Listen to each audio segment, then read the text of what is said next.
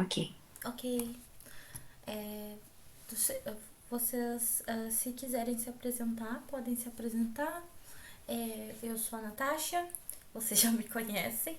Eu sou professora de artes visuais, licenciada pela Universidade Internacional, Uninter.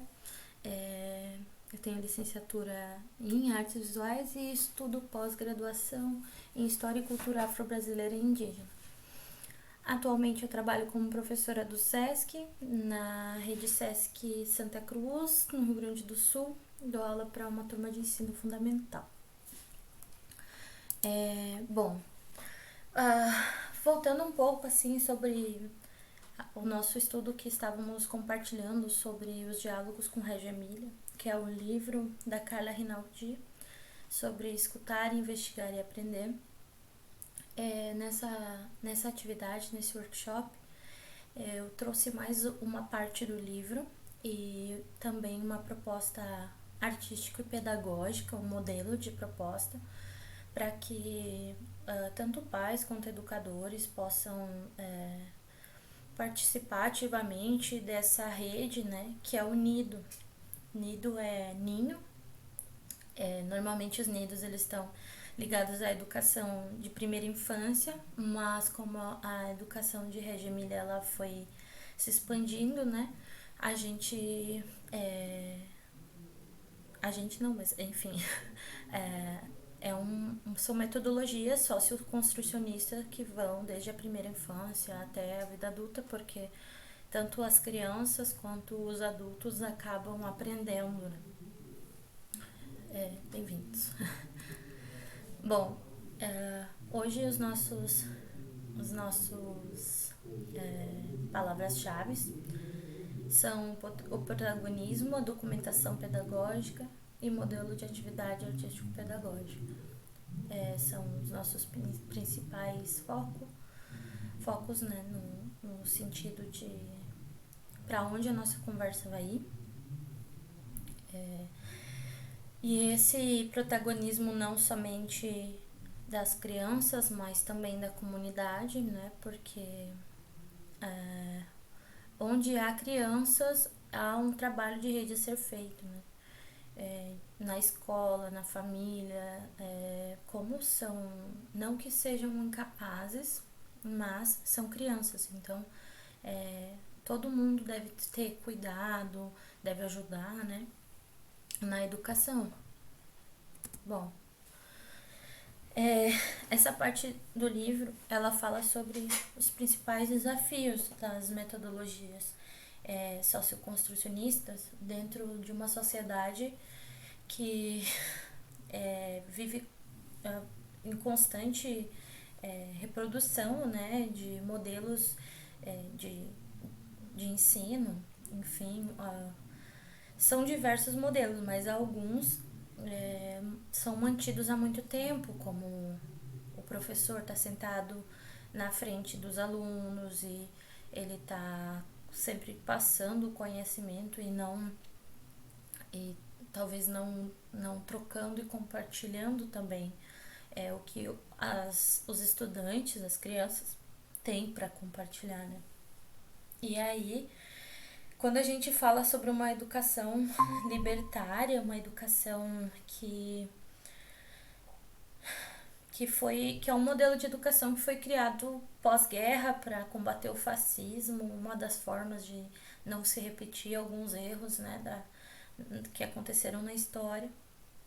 Às vezes fica muito no imaginativo, né, no utópico, no sonho de realizar essas coisas, né? E, bom, são desafios e a gente tenta ver sempre dessa forma, né? E existem os desafios, eles ficam na, com, digamos, na responsabilidade de alguns desses agentes, né, da rede, que são por parte da equipe.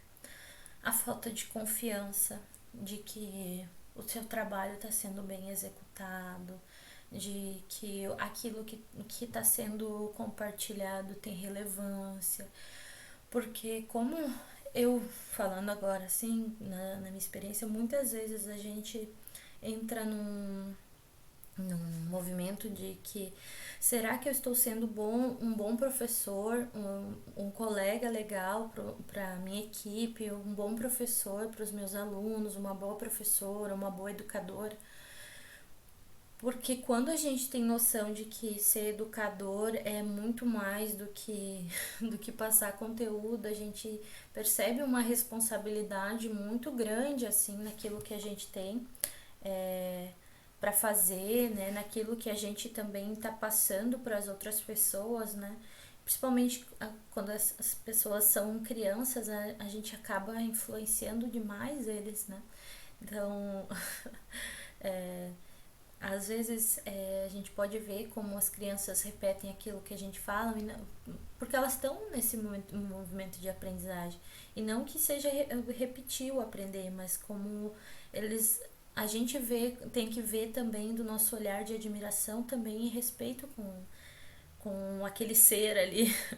E aí fica essa, de vez em quando, a falta de autoconfiança, né? Então a gente precisa trabalhar muito isso, né? A equipe se fortalecer e também confiar de que a criança está aprendendo, mesmo que ela tenha alguma patologia, algum transtorno, né? Porque a aprendizagem, ela tem diversos níveis, né? E as inteligências também tem uma teoria, né? De um cientista que diz que existem sete tipos de inteligência e ele teve em Reggio Emília. Depois eu posso passar o nome para vocês, ou se vocês lerem o livro, vocês conseguem ver. Então, assim, a gente precisa também ter essa confiança de que a criança tá aprendendo, ela tá evoluindo, tá em processo de compartilhar, mas nem sempre é como a gente acredita que deveria ser, né? Porque às vezes nós estamos acostumados com uma visão de aprendizagem onde, por exemplo, a gente passou 20, 30 anos numa faculdade ou numa escola, enfim, aprendendo apenas no absorver as coisas e no decorar as coisas, né? E essa metodologia, ela tá falando não somente da gente falar o que sabe, mas a gente principalmente escutar tanto aquilo que a gente está dizendo, quanto aquilo que também está vindo para nós. E a escuta não é no sentido de somente do escutar ouvir físico, né? A escuta, ela é uma escuta metafórica, então é uma escuta onde a gente escuta todos os sentidos de todas as formas de linguagem, né, dos indivíduos em geral, né? Então tem a linguagem do grafismo, tem a linguagem musical, a gestual, e a gente precisa estar atento a isso, né? Também por parte da equipe a dificuldade com o horário, porque o que acontece dentro da implementação dessa metodologia, ou enfim, muitas vezes em projetos a gente acaba trabalhando em horários bem diferentes. A gente trabalha, por exemplo, períodos na escola, períodos em casa, na construção do que vai ser colocado de práticas na escola ou em projetos, em determinados projetos sociais. Às vezes a gente está, por exemplo, na hora do almoço, na hora do intervalo, e a gente não vai deixar de atender uma criança porque ela está vindo na hora do almoço. A gente vai atender ela de certa forma. E entender que esse atender é o fato da gente estar vivenciando e estar presente mesmo, né? Naquele momento de escutar. Às vezes ela vem com um desabafo, dependendo do projeto onde a gente trabalha, ela veio naquele horário antes, ela veio às vezes bem antes do horário da abertura do projeto, porque ela estava com fome, porque não tinha alimento em casa. Então, essa maleabilidade, desculpa a pronúncia da palavra, mas essa flexibilidade que às vezes a gente tem que ter porque a gente se vê também no sentido de que não é somente lecionar ou ensinar, a gente vivencia uma sociedade onde a gente está construindo junto.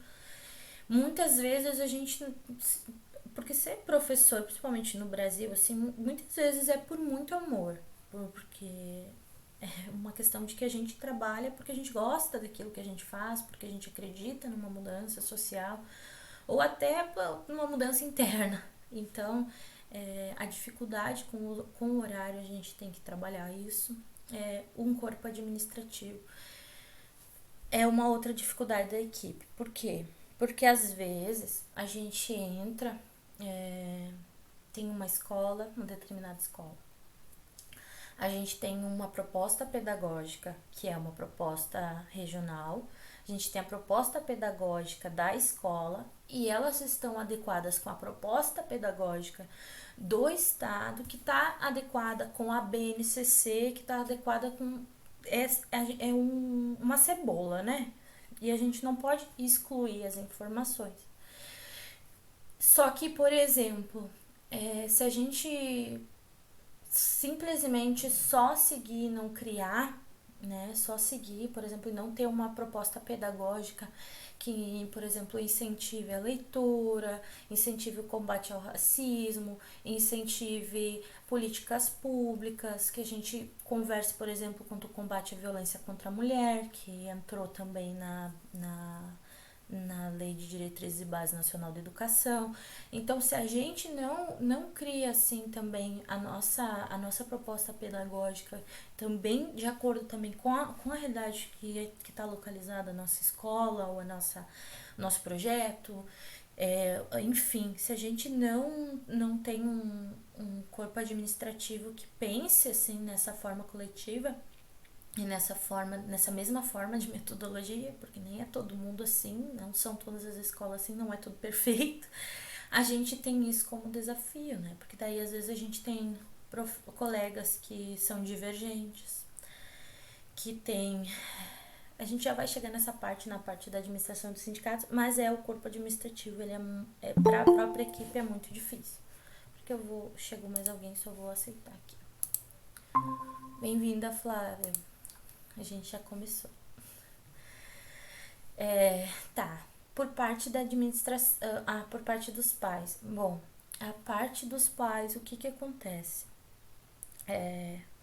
A gente precisa entender, tanto o educador como o pai, que existe sim a dificuldade de organização, porque os pais às vezes não conseguem ter um horário para ficar em casa e precisam colocar a criança com um babá, ou precisa colocar a criança em um outro projeto de turno inverso.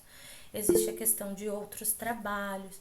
Enfim, são desafios que acontecem, que a gente tenta se organizar. Esses desafios a gente pode ver que às vezes a própria equipe vai ajudar os pais vão ajudar a equipe e assim por diante, porque a ideia do trabalho de rede, a ideia do trabalho do ninho é que as pessoas vivam coletivamente, que a gente consiga ter uma sociedade onde as crianças tenham, e os adolescentes, enfim, tenham uma educação melhor, assim, não que seja a metodologia de educação perfeita, mas que traga uma nova possibilidade para a sociedade que a gente vive. Daí entra de novo o que é falado no livro, que é a utopia e o sonho, né? Que a gente passa por isso. Por parte dos pais, as atitudes político-culturais. E nesse sentido é que, assim, a gente tem alguns pais, por exemplo, em lugares que eu já passei, que tem dificuldade em compreender que a criança, por exemplo, tem um transtorno e vê isso como algo vergonhoso, né? Tem preconceitos, a gente tem famílias que têm conflitos, a gente tem famílias que tem conflitos assim de violência doméstica, que tem maus tratos, enfim, são diversas atitudes políticas e culturais que não fazem, não estão em harmonia com aquilo que o projeto ou a escola quer, mas que são desafios, porque, por exemplo, assim, a gente trabalha para as crianças, né? Em consequência, a gente trabalha com os pais, né? Então, a gente tem que ter, às vezes, né, por parte tanto dos pais quanto dos educadores, né, da equipe toda. E educadores são professores, oficineiros, faxineiros, são secretários. Toda essa equipe, a gente tem que ter uma certa parcimônia para lidar com algumas situações, assim. Por exemplo,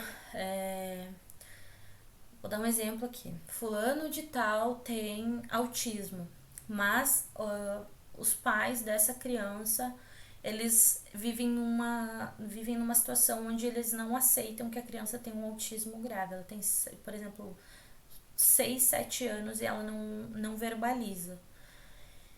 Bom, a gente não sabe que tem um ponto que a gente não vai mais poder falar, olha, você tem que levar o seu filho no neuro, você tem que, sabe? Existe essa possibilidade de a gente não conseguir mais esse contato com a família a partir do momento que a gente força demais a mudança dessas atitudes político-culturais. E no sentido de político e culturais, é porque às vezes a cultura ela tá impregnada de preconceitos. Então a gente tá com famílias que têm isso, sabe? Sem falar, né, as divergências, assim, é, de, de pensamentos, né? A gente tem a questão também de, tipo, mas parece que o professor tá só pintando, assim, com a criança e os alunos estão todos pintando. Mas não é só um pintar, teve toda uma proposta pedagógica, teve todo um estudo, aquela pessoa, aquele profissional ali, ele precisa que tu confie nele, não tá fazendo do nada para nada. Existe uma observação, um ato de respeito por aquele momento ali, por aquela troca, aquele compartilhar, né? E as dificuldades psicológicas familiares são principalmente na relação assim das mães, né? A gente tem mães com vários problemas, né? Deixa eu só adicionar que chegou mais alguém. Oi, Fran, bem-vinda. Então, a gente tem essa questão das dificuldades psicológicas, principalmente não que tirando dos pais isso, mas as mães, elas têm algumas dificuldades psicológicas porque elas acabam sobrecarregadas.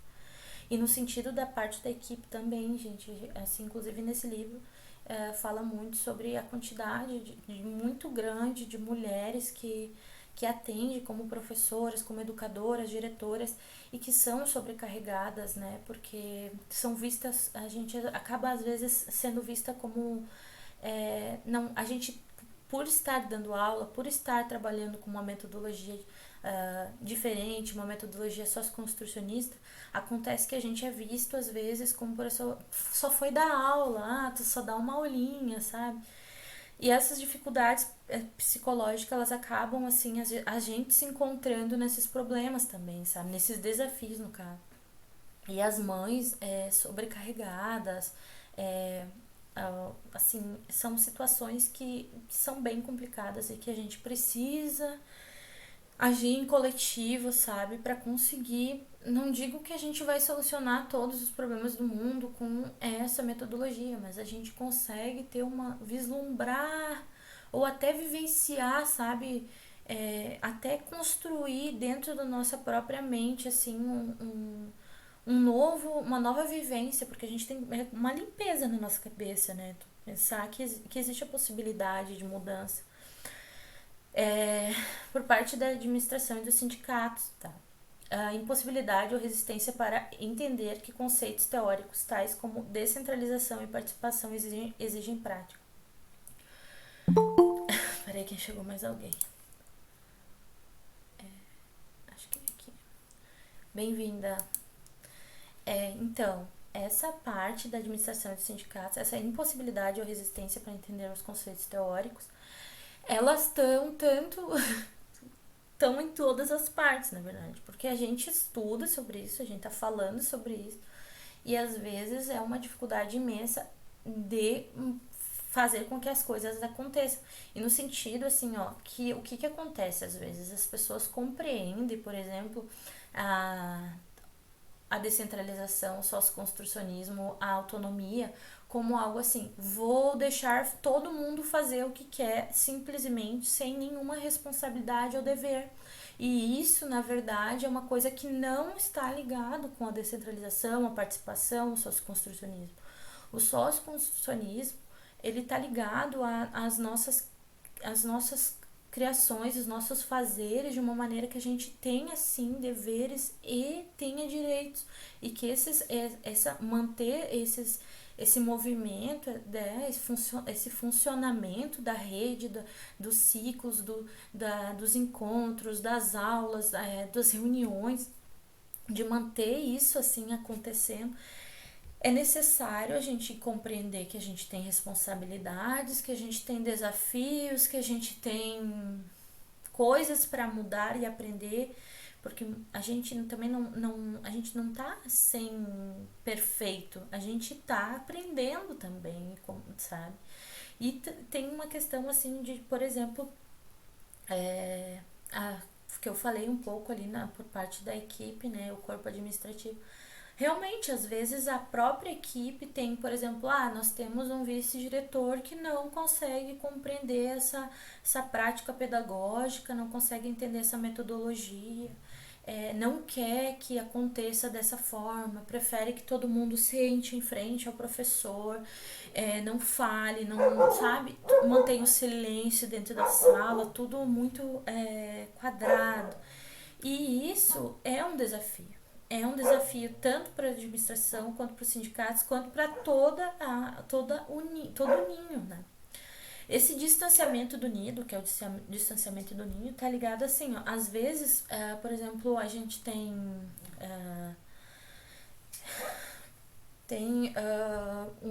um diretor, por exemplo, que ele nunca está presente na escola. Ele está presente na escola, mas ele não tá, porque ele fica presente para assinar papéis, mas ele não conhece os alunos, ele não conhece as famílias, ele não conhece os professores direito. Então, esse distanciamento, esse é só um exemplo, mas existem vários outros distanciamentos, como os sindicatos, em saber como está o funcionário, em saber como está a administração. E até da administração, por exemplo, a secretária nunca fala com os alunos, ou o secretário, enfim, existe uma diferença de tratamentos, por exemplo, também, isso é muito comum, às vezes tu vê uma diferença de tratamento da cozinheira para professor, do professor para o diretor. Essas coisas que causam distanciamento, elas são muito problemáticas. E assim, quando a gente tá, dependendo de onde a gente trabalha, a gente aprende, e de onde a gente também se constrói como educador, a gente aprende que todos ali que fazem parte, eles são educadores. Todas aquelas pessoas, elas estão sendo educadores, né? A partir do momento que elas vivenciam aquilo, né? Não um educador de ter um papel escrito educador, mas um educador porque escuta o aluno, porque escuta o colega, porque compartilha, porque vivencia, e não somente porque tem um título, né? Então, todos da equipe a gente chama de educadores, né? Fala professor, educador, né? Mas para todos, assim, desde quem é diretor, desde quem fala professor ou educador, porque compreende que aquela pessoa ela se aproxima mais quando ela é educadora, ela não se distancia, sabe? E que todos ali estão educando, todos ali estão compartilhando conhecimento, estão também se nutrindo de algo que é o conhecimento, né? Que está sendo compartilhado. Bom, a parte da administração de sindicatos é demora em compreender a grande oportunidade que o Unido representa. Eu botei ali, mas está escrito meio português meio errado, mas enfim. O que significa? Que vem alguém com uma proposta de mudança da proposta pedagógica, da metodologia de ensino, e acaba que a comunidade, principalmente dentro da administração, não quer abraçar essa mudança e acaba perdendo a oportunidade de fazer uma mudança social, né? Então, esses são os principais desafios, tá? Vamos lá. Próximo slide.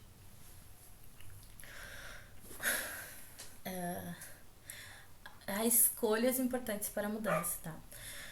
Eu pontuei algumas coisas aqui como a estabilidade, e aí nesse sentido, equipes estáveis, isso significa não ter muita rotatividade de pessoas, porque quando a gente não consegue consolidar uma equipe, é complicado, sabe? Porque a todo momento vai mudando e aí a construção, aquela construção que está acontecendo, ela vai desmanchando.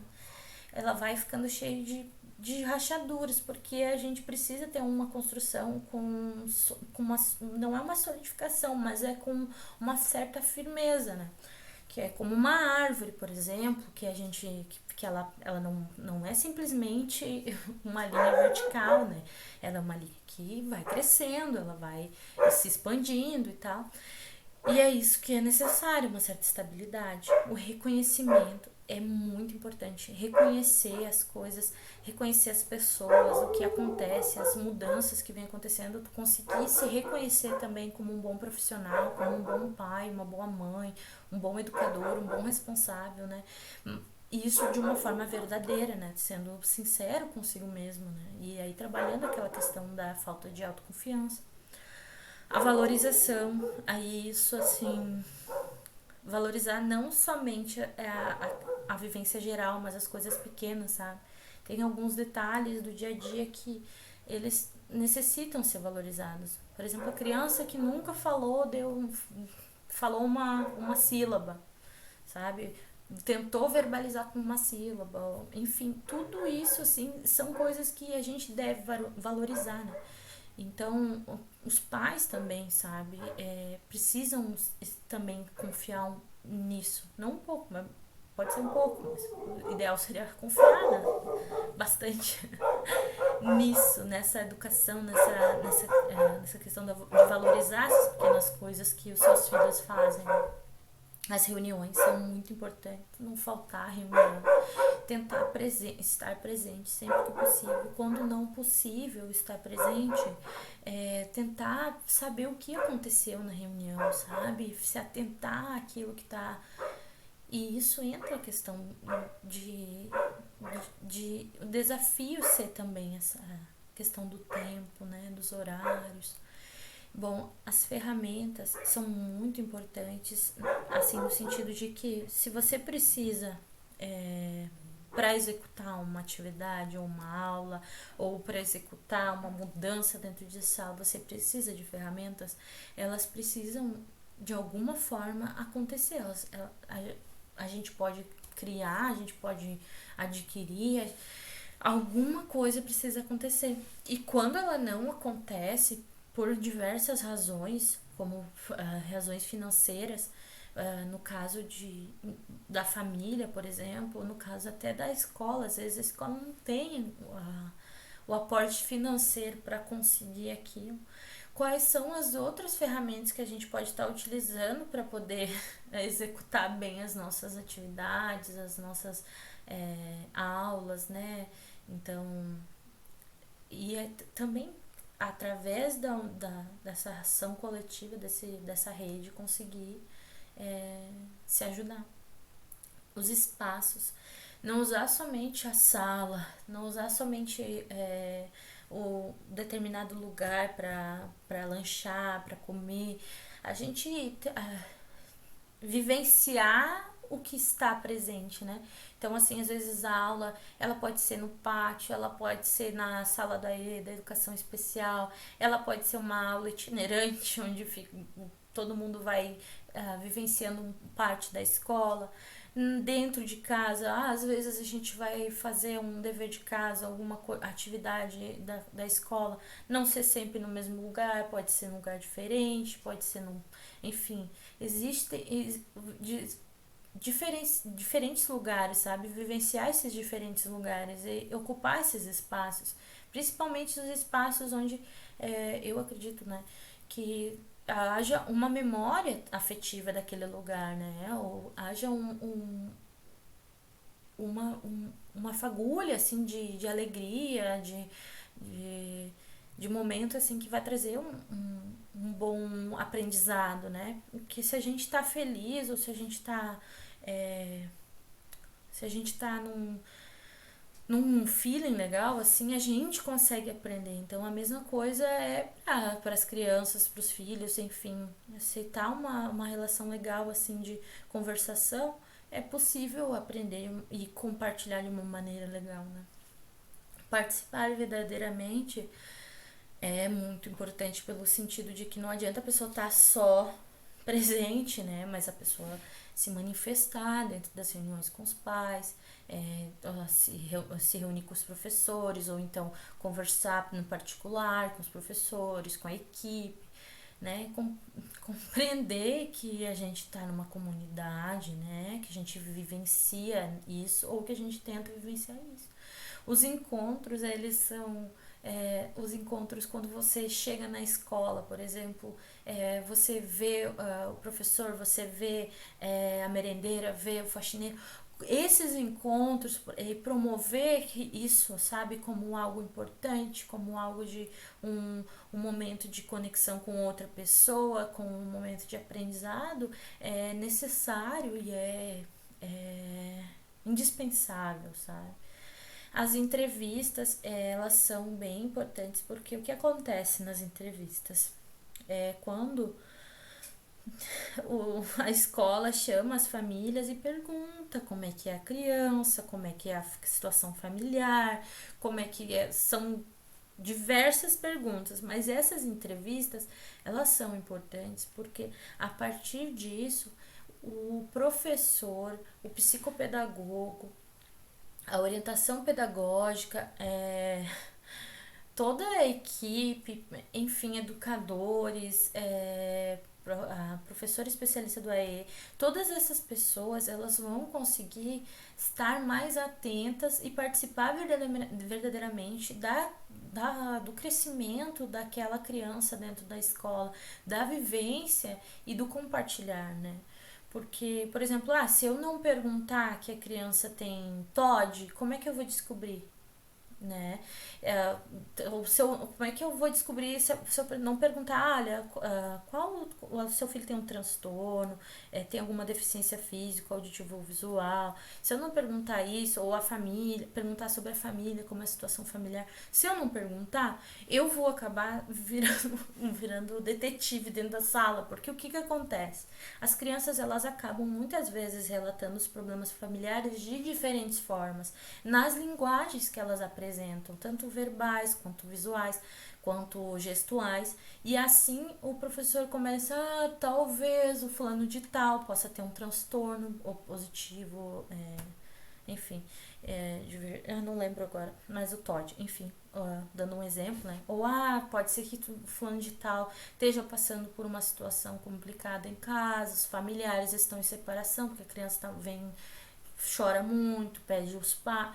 São diversas coisas que acontecem. E isso é um desafio e é também um olhar muito importante para que a gente possa fazer uma mudança realmente significativa socialmente na área da educação, dentro da escola, com essa metodologia, enfim, e outras, né? Beleza. Eu coloquei aqui o que é importante, assim, o que constrói isso, né? Tudo. A família, os educadores, crianças, administrativo e a arquitetura. Eu coloquei a arquitetura separada ali no ladinho, porque às vezes a gente não vai ter, por exemplo, dentro de uma escola pública, onde às vezes é muito complicado fazer uma construção, fazer uma mudança no prédio, enfim. Como que a gente pode estar usando aquele espaço que ainda é um quadrado, cúbico, no sentido de diferenciar as nossas aulas, de implementar e complementar, de mudar as metodologias, colocar uma metodologia mais socioconstrucionista dentro desses espaços. A gente talvez vivenciar o pátio, fazer as aulas com uma dinâmica diferente, né? Sentar em círculo, meia-lua, sentar em tapetes, enfim, a gente repensar também os lugares onde a gente está. E, claro, sempre lembrando que a gente vai ter desafios. Eles vão estar sempre presentes, né? Eu botei aqui a foto de um ninho de abelhas E escutar metaforicamente, eu escolhi por causa do nido, né? Que são ninhos. E escutar metaforicamente, como citei. Porque a escuta, ela tá muito presente dentro do processo de aprendizagem e do processo investigativo, né? E não é uma escuta só simplesmente de ouvir, de audição. Uma escuta metafórica, porque a gente vai ter que aprender a ouvir as diversas linguagens. E quando a gente aprende a ouvir essas diversas linguagens, a gente fica mais atento, né? A linguagem verbal, a linguagem gráfica, plástica, gestual, etc. A gente aprende também a ouvir, porque se a gente está acostumado a vivenciar uma mesma matriz de aprendizagem, de dinâmica, a gente não consegue ter uma mudança, então a gente não consegue vivenciar um novo aprendizado. Então a gente também não consegue ensinar, porque a gente só dá aquilo que a gente tem, né? Então, quando a gente aprende a estar mais atento com os outros, a estar mais presente, a ouvir a escutar essas linguagens, né? Por exemplo, quando o aluno chega em sala e ele tá se coçando assim, e se você não se atentar, você não vai saber, você não vai dar bola. Aí você olha assim e você vai lá, oi, tudo bem? Como é que foi o teu final de semana? Por que tu tá se coçando? Aí a criança mostra e ela tá com uma alergia, por exemplo. Isso também é uma forma da gente olhar. Daí a criança vai falar, ai, tá coçando, porque não sei o que, nanana. E daí tu vai entender. Por exemplo, no desenho, às vezes a criança vem com os desenhos assim. Teve uma situação do, do aluno X, que o aluno X, ele tem uma certa dificuldade com a família, porque a família mima demais a criança e a criança não tem limites, não existe uma regra e um dever e um direito. Existe apenas direitos, né? E quando a criança tem só os direitos, ela não compreende que a gente tem responsabilidades desde sempre, a gente tem responsabilidade. Por exemplo, você não pode apertar o cachorro até ele começar a latir, porque ou ele chorar porque tá doendo. Se a criança não ouve isso, ou dizer assim, tá doendo, você tem que parar. Se a criança não ouve o limite, ela não compreende que existem limites e que esses limites eles fazem parte do nosso crescimento, né? Eles fazem parte de uma forma da gente conseguir conversar, da gente conseguir vivenciar. Aí essa criança ela tem uma dificuldade de ouvir, por exemplo. Quando a gente diz assim, por favor, agora não é hora. Isso também é importante. Tudo tem hora. E esses são combinados também, né? Esses são os nossos direitos também e os nossos deveres, tudo tem hora. E aí, e aí o fulano de tal, né, o aluno, ele desenhou ele sozinho numa ilha e aí olhando TV. E aí eu disse, por que ele tá sozinho? Porque ele fica sozinho olhando TV, mas ele tá triste. E aí ele tinha tudo o que ele queria dentro daquela ilha, porque ele tinha televisão, fomos conversando, ele falando, né? E daí eu disse, e quando que ele fica feliz? Aí ele foi lá e colocou o desenho, fez um risquinho no meio, colocou um desenho do outro lado, que era o porquinho na ilha com um sapinho, que era o melhor amigo dele. Então, assim, não é o dar tudo, o permitir que tudo aconteça, que tenha sempre um sim, que tenha. Claro, tem gente que não precisa, que não gosta de dizer não, mas enfim. Não é sempre dizer sim e permitir que a criança faça tudo que vá trazer a felicidade para ela. A felicidade, a alegria, o aprendizado, ela não tá ligada a não ter limites, a não ter horário, a não ter combinados. Ela tá ligada a vivenciar uma prática de coletividade, de vivenciar o que a gente pode compartilhar, de ouvir, né, de se divertir, mas a diversão acaba quando há a falta de limites, né? Então, assim, eu coloquei aqui não somente a criança individualmente que aprende a aprender, mas o grupo se torna cônscio de si mesmo como um lugar de ensino onde muitas linguagens são enriquecidas, multiplicadas, refinadas e geradas, mas também colidem, contaminam, formam híbridos umas com as outras e se renovam. Essa é a página 128 do livro.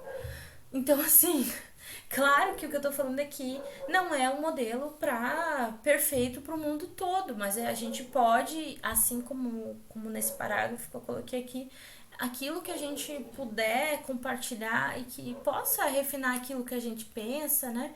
Isso pode ajudar na mudança, né? Na renovação da nossa sociedade, assim, de uma forma melhor. É, também anotei sobre a documentação pedagógica. Então, a documentação é a garantia de escutar e ser escutado. Por quê? Quando a gente, quando a gente fala de documentação, é, a gente precisa documentar, por exemplo, o que acontece dentro de sala de aula, o que acontece em casa, seja com fotografia, seja com pintura, seja com escrita, seja com pequenas filmagens de quando tem um passeio. Por quê? Porque essa vivência, esses protagonistas, eles querem se saber que estão ali e saber que eles são escutados, são vistos, são lembrados, né? E isso faz com que eles se tornem adultos com uma autoconfiança melhor, com uma responsabilidade social, enfim.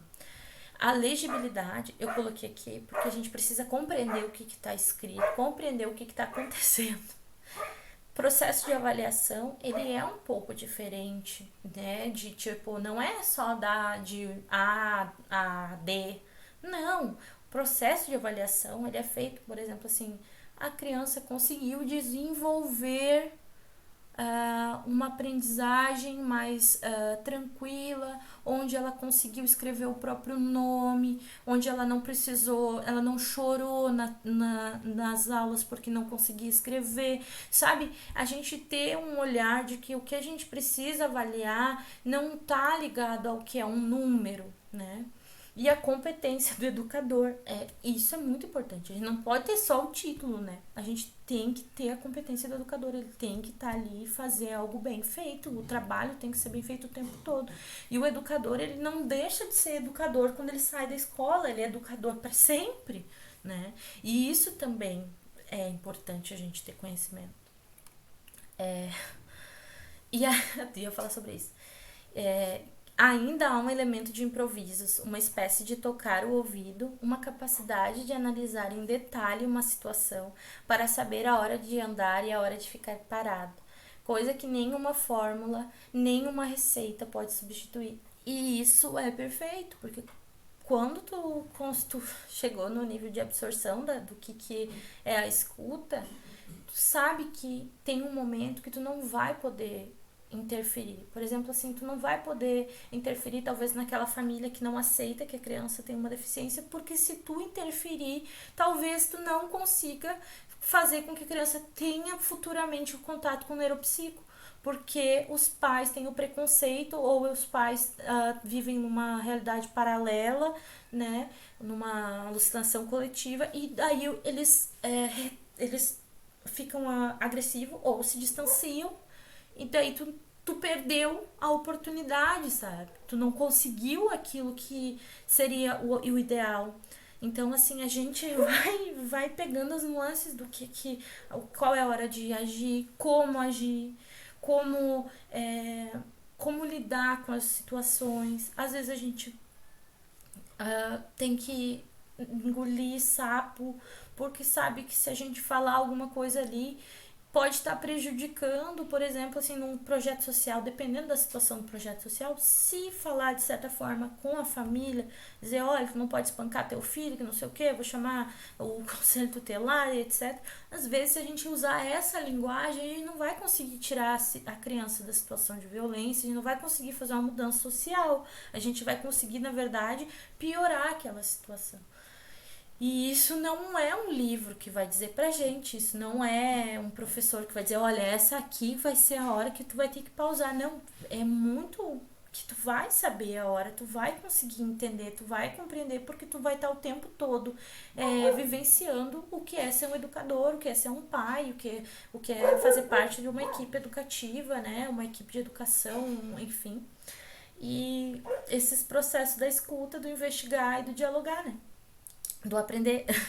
E, enfim, eu coloquei aqui uma obra coletiva da minha turma do SESC do primeiro ano é, desse ano. É a primeira turma da escola, né? Então, assim, tem todas as assinaturas dos alunos, cada um fez um desenho, cada um fez uma parte. Alguns que não desenharam fizeram rasgadinhos no papel. Então, assim, essa participação coletiva é importante. E essa questão dos grandes e pequenos grupos, quando tu trabalha com grandes grupos, às vezes tu trabalha com pequenos grupos dentro da mesma comunidade. E compreender que o desenvolvimento de cada aluno é diferente e as inteligências são diferentes. E isso não quer dizer que eles não estão aprendendo. Assim como os filhos, os alunos, os colegas, existem formas de aprender diferente. E a gente também tem que aprender a aprender. Eu botei os fragmentos, né, dos desenhos, né, pra vocês verem a diferença de como é o desenho de uma pessoa para outra, como é o braço da outra pessoa, como é tudo, cada jeito, cada um a sua maneira, né? Coloquei o exemplo que eu vou deixar para vocês depois, eu vou enviar para cada um em PDF, daí depois vocês na segunda-feira, se todo mundo puder, criar um exemplo de uma atividade artístico-pedagógica, utilizando as competências da BNCC, as competências gerais, que eu vou colocar o link aqui junto. E assim, colocar quanto tempo, né? Eu coloquei um exemplo de uma atividade minha, que são 2 períodos de aula, e o que? Objeto de aprendizagem é o espaço coletivo e individual, escuta e diálogos. Investigar a escuta e a sensibilidade respeitando o espaço individual e coletivo. Por quê? Porque cada um de nós sente, ouve, vê a sua maneira e se expressa conforme se desenvolve com o externo e interno. Ou seja, o nosso desenvolvimento ele se dá tanto do nosso interno quanto do nosso externo. Como metodologias estratégicas, aí eu coloquei pequenos grupos compartilham e conversam, construindo histórias através do desenho e da fala ou gesticulação. Ou seja, eles se dividiam em grupos de 4, 3 pessoas, né, estudantes, e eles compartilhavam histórias através dos desenhos. Então, eles desenhavam, contavam um para o outro e confiando de que vai haver uma autonomia naquele grupo, que eles vão conseguir se ouvir e conversar. E isso porque assim, no começo a gente pensa, não, vão começar a gritar. Tem gente que pensa assim, vão começar a gritar, vão começar a bagunça, não sei o que, não sei o que, não sei o que. E aí chega um momento que você vê que a criança, por exemplo, que não verbaliza, o colega tá ali do lado, por exemplo, tranquilo e sabe que tipo assim, se o colega fizer certo gesto é porque ele quer botar o calçado. Então, assim, existe essa questão da confiança e a gente precisa ter, de que as crianças têm autonomia, elas têm e elas necessitam de combinados, e esses combinados são tudo tem hora, tudo tem... Peraí que eu anotei aqui pra não esquecer de falar. Ai, meu Deus. Peraí. Aqui eu fiz uma colinha. Enfim, tudo tem hora, todo mundo tem que cuidar do seu material, como a gente pode escutar o outro, a gente tem limites, a gente não pode sair empurrando, todas essas questões assim, e que são construídas coletivamente. Então a gente precisa confiar também de que isso é possível, né? E eu coloquei também o onde, eu coloquei a sala de atendimento do AE, que é da Educação Especial.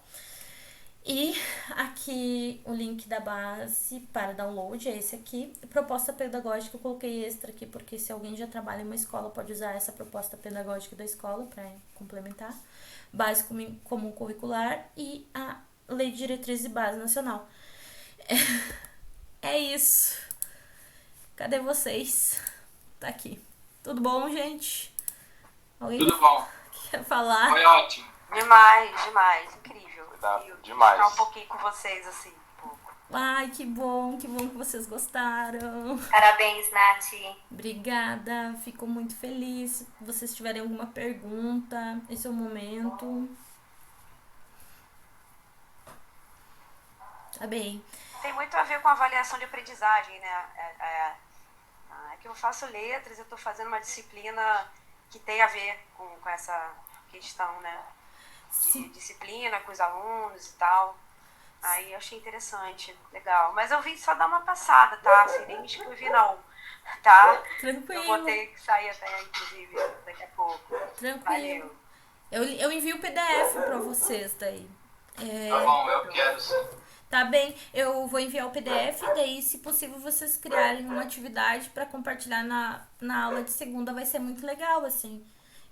Esse é o livro. Ele é um livro muito bom, depois se vocês quiserem eu também passo para vocês. E fiquei bem feliz que vocês vieram. Se tiver mais alguma dúvida, podem falar.